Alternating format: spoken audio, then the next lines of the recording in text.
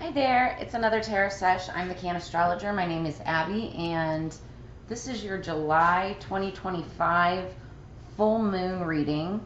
This is where we pull out the predictions from the end of 2024. We do our monthly reading for July, and then we compare the predictions at the end. So let's get into it. This is for Aries, for higher peace, power, protection, prosperity, for the greater good. Simone of B, please, for Aries, July 2025. What do we have? All right, what do we have for Aries? Aries, the song that I had on pre-shuffle for you when I was getting the cards together, it's called Sharpening My Senses by Mercy Rains. And the song is thanking someone for learning everything that they needed to know for clarity. Okay, it's about she was like, honey, do you think you had me down defenseless? No, you were just sharpening my senses. So underneath the deck, the card we've got is you don't have to rebuild a relationship with everyone you have forgiven. So if you've already forgiven someone, it's past the expiration date. This is saying, it's okay to move on. But top of the deck, we have heart is the new balls. Okay, so how did the testicles get so hyped up as the power center of the world? The heart, my friend, has always been far more powerful than these two delicate dangly things. Check in with your heart. Put your hands over that giant thumping muscle and ask it straight up, how it would run your day if it was given the chance. Then give it the chance. So heart is the new balls. Somebody needs to grow, the expression, grow a new set of whatever? Grow a new set of balls. Somebody needs to grow a new heart, okay? All right, let's actually do the tea. Let's get into the tea and see what we've got. This is the energy leading up into the main portion of this message for July 2025 for Aries. Already got that coming out. What do we have for Aries? Let's get into it. Okay. Wow, you have a lot of cards coming out. All right.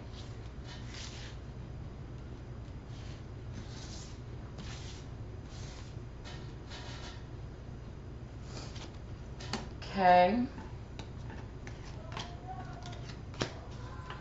Might hear yelling. All right, underneath the deck, we've got dog barking, advice from a friend.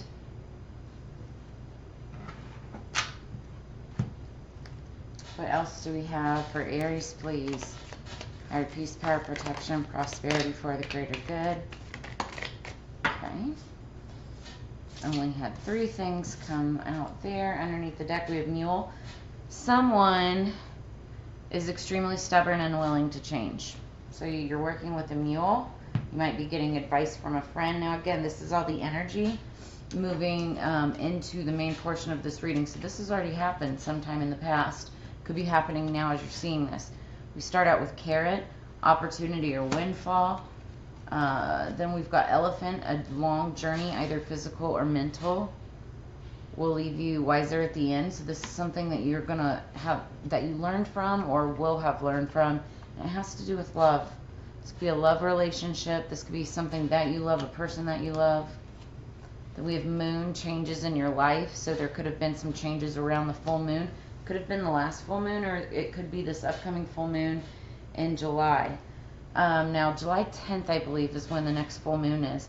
Then we have claw, be careful, do not take risks. Then we have clouds, temporary problems.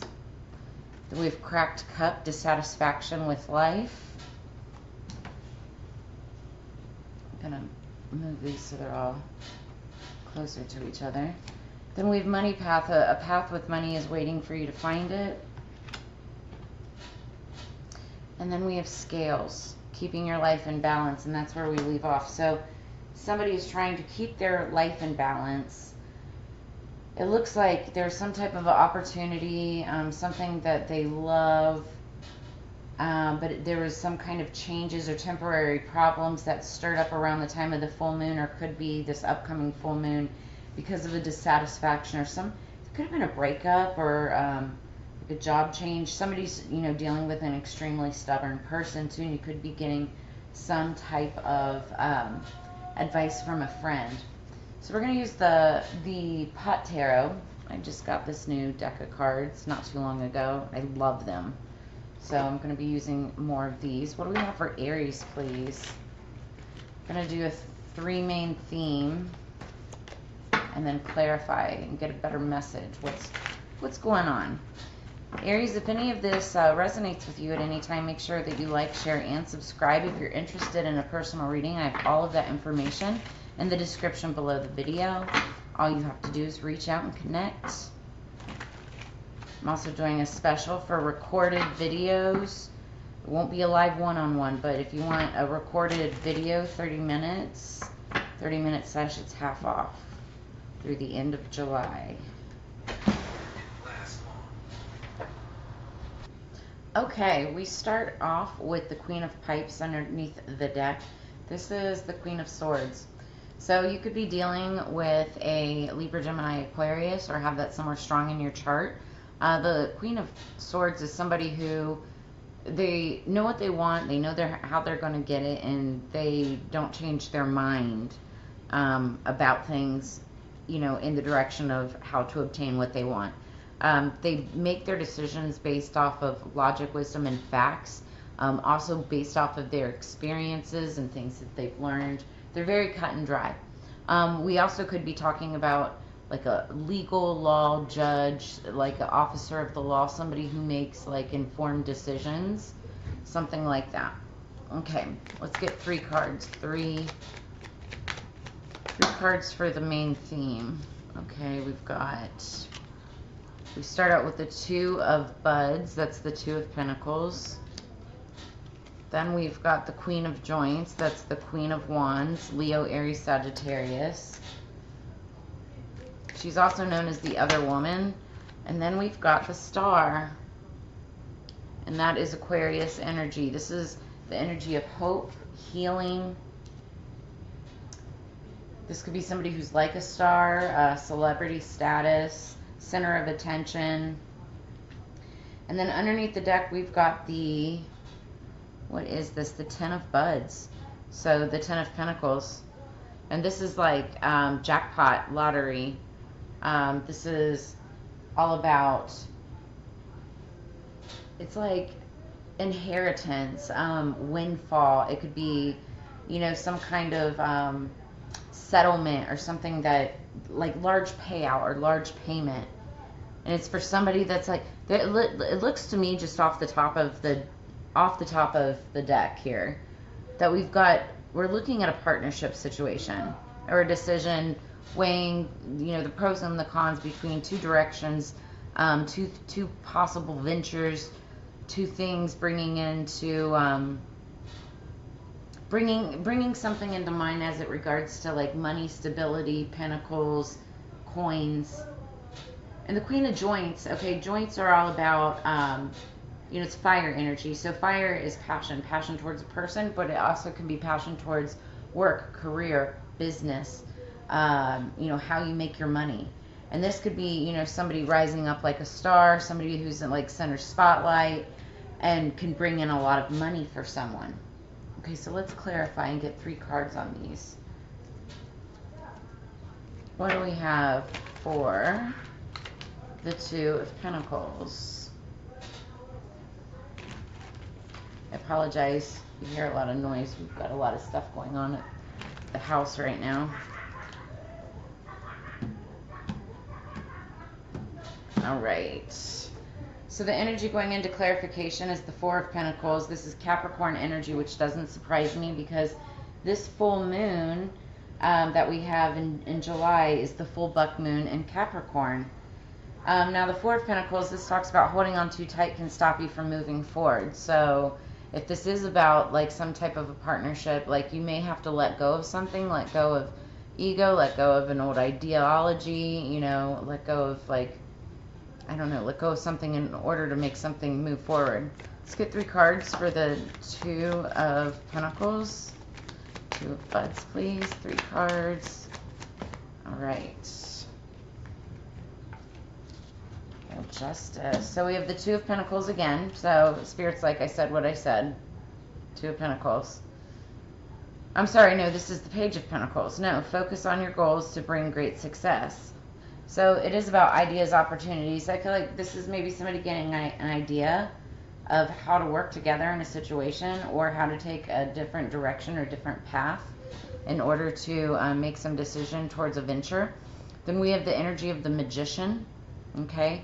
And this is, you can make your imagination real. It's about creative power, skill, adaptation, and self-confidence also. And then we've got Justice. And so Justice could be playing a big part of this. This is talking about, Libra energy, the scales, using your intuition to set your moral compass. And I feel like this is also like using your intuition,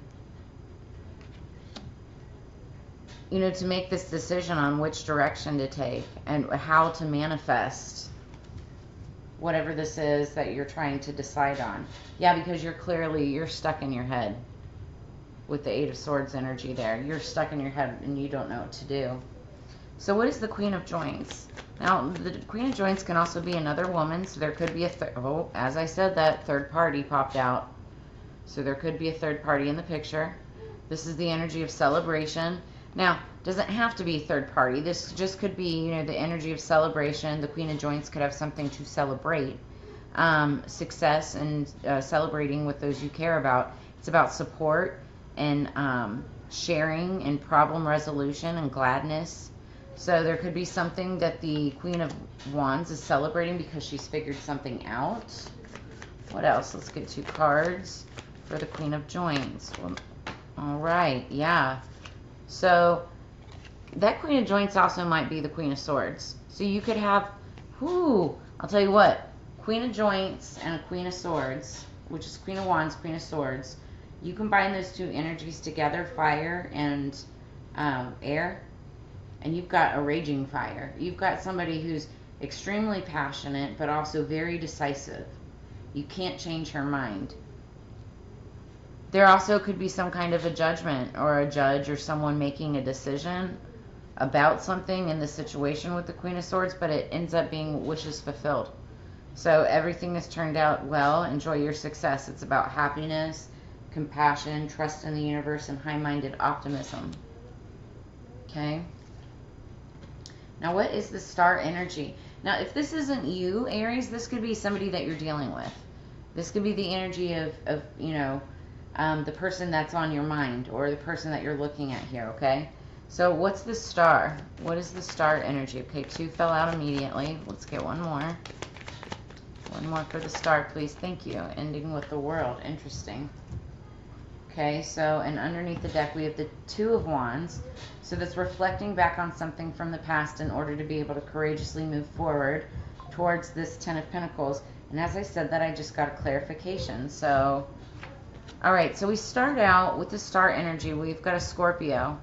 5 of Cups. This is somebody, this is my don't go crying over spilled milk card. It's something, feeling your grief, but knowing that things will get better. This could be the energy of somebody that's had a hard past. Some bad things may have happened in the past, and it's like somebody's kind of dwelling or grieving on what that might have been. But, what they don't see is these two cups that are still behind them, and they just need to turn around. They've got, a new relationship right behind them. So then we've got the 8 of Cups. Okay, so the 8 of Cups is all about walking away, but when you walk away from one thing, you walk towards something better. So somebody could be grieving some relationship with the star energy from the past. The star energy looks like they've walked away, and they are moving on to a whole new cycle. So this is the World. Everything you've worked for is coming together. So this is also the energy of Leo, Scorpio, Taurus, and Leo, Scorpio, Taurus, and what is it, Aquarius? Aquarius, yeah. Which is also star energy. Somebody's courageously moving forward, though, to obtain their 10 of Pentacles. May not be with you, but it's definitely somebody's moving forward for this, okay? All right, so now let's get an archetype. Let's get an archetype for Aries, please. July 2025. So we can get into the predictions. All right, what do we have for Aries, please? July 2025. Aries, July 2025. Okay. All right. Underneath the deck, we have the thread. So this is somebody's holding on with a thread. This talks about the thread, the soulmate tie. You know, your connection with another person. It's like, you know, the oh, I forget what they call it, but it's like it's the thread, the tie, the connection. And when you're trying to like break a connection from someone, you do a cord cutting ritual, right? It's like the cord. So some of you may be cutting cords with a person, disconnecting. And then, yeah, we've got, ooh, the storm. Okay, so this is like the main energy, the storm. So I'm going to read this one. And I have to read these because I do not have them memorized, but I flipped right to it, so that's good. Okay, so the storm. Possessing an energy much like the Tarot's Tower card, the storm undoes all that is. Everything that was solid, known, and relied upon is stripped away by the winds of fate. The ground becomes the sky becomes the center, and then the center disappears. The storm is a great equalizer. No matter how far we've come on path, no matter our age, wealth, or wisdom, we can't hide from its savage winds. Their disturbing howls stir anxiety and make it impossible to see and think straight. You must wait it out. If you try to fight the storm, you will lose. A better option is to seek temporary shelter and a reliable friend. When all else fails, go within. There for a moment you settle into the eye of the storm. So when in light, this is a card of meaningful obliteration and annihilation. When in dark, this is meaningless disorder and dysfunction. So if you go deeper, it's like the tornado scene in The Wizard of Oz, you know, where she reemerges and it's like everything's in technicolor. So the storm's intention is to rebalance your equilibrium. It's a result of precarious conditions, not the cause of them.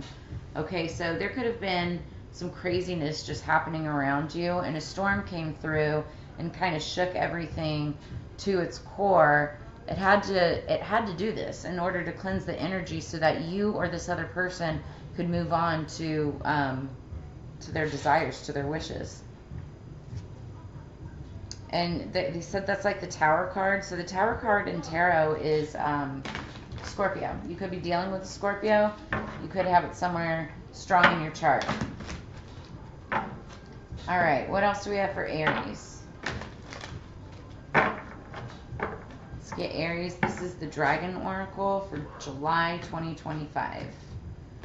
Full moon reading. Okay, so underneath the deck, we've got Kuan Yin's Pink Dragon. Brings firm love that resets your karmic balance. See all your cards dissolved by transcendent love. Enjoy your freedom. Look for the divine around you. So there could be something having to do with love during the month of July.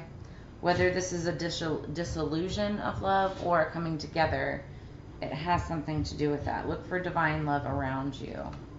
Top of the deck, main message, Orange Gold Dragon from Arcturus. So this opens you up to knowledge for the new golden age.